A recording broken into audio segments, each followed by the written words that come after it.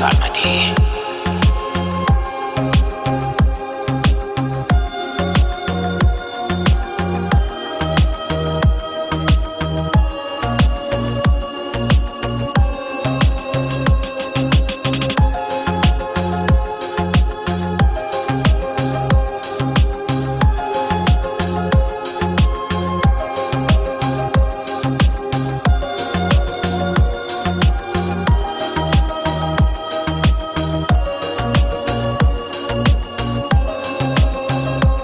چشات دریایی از عشقه،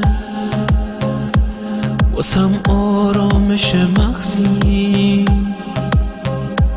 چه بی منت دوستم داری، واسم یک دنیا میارزی، تو دستاتم نیت دارم، دلم قرصه مثل کوهم، بهم دلگرمی میبخشی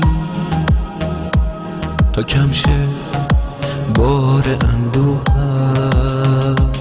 پدر عشقم، پدر دینم، پدر دنیا و آیینم، پدر روحم، پدر جسمم، پدر تو دین و ایمونم. پدر عشقم، پدر دینم، پدر دنیا و آیینم، پدر روحم، پدر جسمم، پدر تو دین و ایمونم.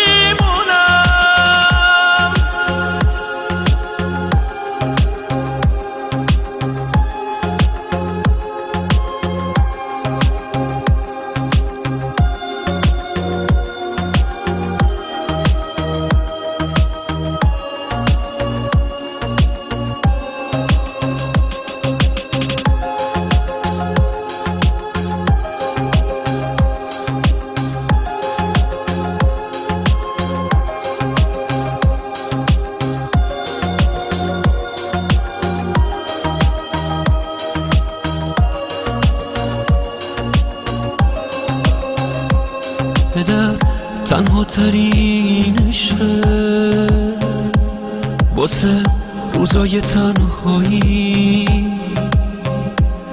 پدر یک عشق جاویدان برای هر چی زیبایی. پدر یعنی احساسی